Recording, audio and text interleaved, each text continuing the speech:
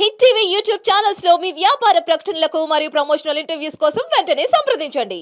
ఓం పరబ్రహ్మ పరమాత్మన మహాజగత్తి బ్రహ్మ హరేరాయ గుణాత్మ సర్వభూతిగా దశ దశ దత్తాత్రేయ నమస్తే సిద్ధి కురు కురు కురు కురు కురు కురు స్వహ కురు కురు కొండ దేవత అమ్మ పలుకు జగతాంబ పలుకు సమ్మక్క పలుకు సారాలమ్మ పలుకు వనదేవత పలుకు జై కొండ దేవత. ప్రజలందరికీ నమస్కారము.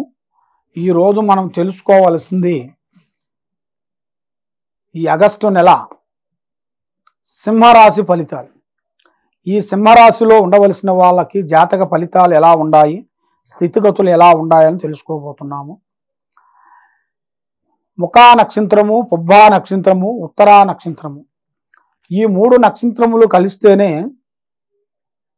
సింహరాశి ఫలితాలు.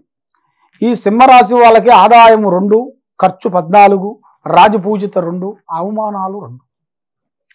కాబట్టి ఈ సింహరాశి వాళ్ళు ఎక్కడికి పోయినా, ఏ పని చేసినా, ఏ కార్యక్రమం చేయాలనుకున్నా కూడా వీళ్ళకి కొన్ని పనులు అయినట్టుగా ఉంటాయి, కానీ ఆ పనులు కావు. చేతికాడికి వస్తుంది, నోటికి అందుకోకుండా పోతుంటుంది. ఇస్తానని అంటారు, కానీ ఇవ్వకోకుండా పోతుంటారు. సాయం చేస్తానంటారు, సాయం చేయకోకుండా పోతుంటారు. మరి ఎందువల్ల స్వామి వీళ్ళకి జాతక ఫలితంలో దగ్గరికి వచ్చేసి ఎందుకు దూరం అవుతుంది? అయితే వీళ్ళ మీద ఈ సింహరాశిలో ఉండవలసిన వాళ్ళందరికీ నరదిష్టి ప్రయోగము ఎక్కువగా కనబడుతుంది. అంటే ప్రజల్లో ఏడుపు, మీరు బాగున్నారండి, పెద్ద పులి మాదిరిగా ఉంటారు, మీ కన్ను పెద్ద పులి కన్ను, మీ వాక్శుద్ధి కూడా పులి మాదిరిగా గాయనిస్తారు, మీ వాక్శుద్ధి కూడా అలాగే ఉంటుంది, మీ విధానం అలాగే ఉంటుంది, మీ స్టైల్ అలాగే ఉంటుంది అన్నట్టుగా కొంతమంది పొగుడుతుంటారు. ఆ మాటలకి వీళ్ళు సంతోషపడిపోతారు. కానీ ఈ సింహరాశిలో పుట్టిన వాళ్ళందరికీ ఎక్కువగా తెలివితేటలు, ఎక్కువగా ఆలోచనలు ఎక్కువగా ఉంటాయి. వీళ్ళకి చూస్తే అమాయకులు లెక్క ఉంటారు, కానీ అమాయకులు కాదు. చూసి రమ్మంటే కాల్చి వస్తారు. అలాంటి మనస్తత్వం, మనసు అలాగ ఉంటుంది, కానీ పనులు వేరేగా ఉంటాయి. పనులు చేయాల్సిన కార్యక్రమాలు, చేసే విధానాలు చాలా వరకు అభివృద్ధిగా వచ్చే యోగం కనబడుతుంది. మరి ఇలా జాతక ఫలితంలో చూస్తే ఈ ఆగస్టు నెలలో 9వ తారీఖు నుంచి కొన్ని నవగ్రహాలు కొన్ని తొలగిపోతున్నాయి. 9 దాటిన తర్వాత గురుదశ ప్రారంభం అవుతుంది. మరి ఆ గురుదశ కానించి శుక్రదశలోకి వెళ్ళే యోగం దగ్గరికి వస్తుంది. ఆ శుక్రదశ కానీ వెళ్ళారు అనుకోండి, ఇక వీళ్ళు పట్టిందల్లా బంగారమే.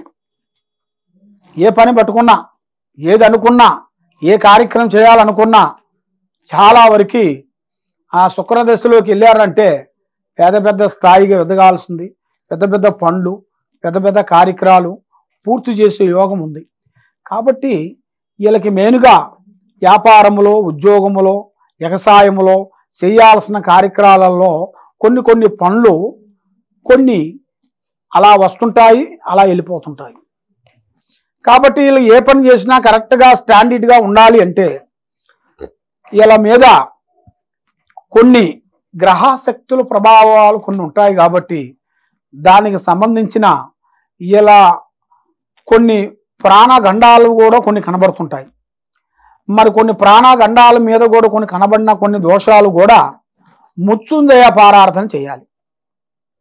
మృత్యుంజయ పారార్థన చేయించుకున్న విడల వీళ్ళకి అష్ట కష్టాలు, దరిద్రాలు, దోషాలన్నీ తొలగిపోతాయి, కష్టాలన్నీ తొలగిపోతాయి, అదృష్ట గడియలు ముందుకు వస్తాయి, మనశ్శాంతి అనేది కలుగుతుంది.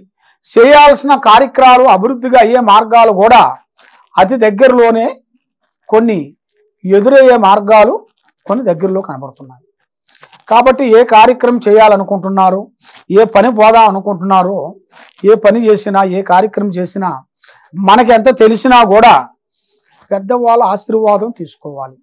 పెద్దవాళ్ళ ఆశీర్వాదం తీసుకున్న వెడల మీకు మంచి ఇంకా తెలివితేటలు పెరుగుతాయి, ఇంకా మీకు అభివృద్ధి అవుతుంది, ఇంకా మీకు ఆయుష్ అనేది పెరుగుతుంది.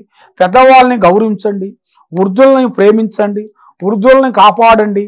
కాబట్టి వాళ్ళని మిమ్మల్ని ఇంత వాళ్ళు అయ్యారంటే వాళ్ళ నుంచే కదా మీరు వచ్చింది, మీరు వచ్చింది కాదు కదా. మనకి మెయిన్గా ఉండాల్సింది ఎవరు? భగవంతుడు దేవుడు. మనం పూజించేది భగవంతుడికి దేవుళ్ళని. దేవుళ్ళ తర్వాత మనం పూజించాల్సింది ఎవరిని? తల్లిదండ్రులని. మనల్ని కన్నారు కాబట్టి ఆ తల్లిదండ్రులని వాళ్ళు మనకిచ్చిన అవకాశాన్ని మనం నిలుపుకోవాలి. అది నిలుపుకోవాలంటే మనం ఆ తల్లిదండ్రులను మనం చూసుకుంటేనే మనల్ని మన బిడ్డలు చూసుకుంటారు. ఇక మనం తల్లిదండ్రులను మనం చూడకోకుండా అది అయిపోయిందిలే, ఇక చూశాములే, ఇక అయిపోయిందిలే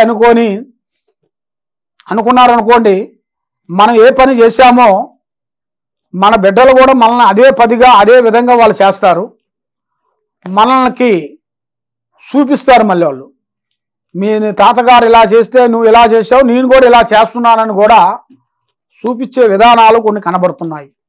కాబట్టి మీరు ఎక్కువగా అమ్మవారిని పూజించాలి. శ్రీ కనక దుర్గా, భవాని, లక్ష్మీ దుర్గా, వనదుర్గా, తర్వాత మహంకాళి, ఈ అమ్మవారిని మీరు పూజించాలి.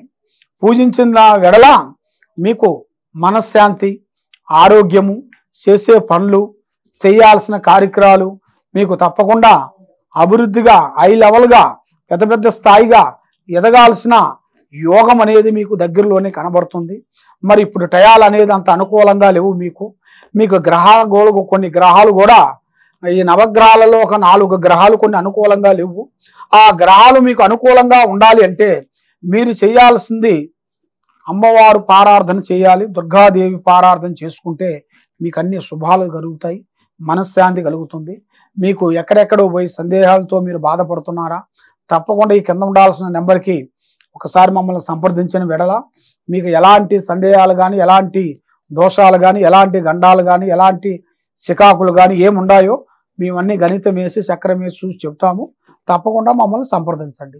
సర్వో జనా సుఖినో భవంతు. ఓం నమః శివాయ.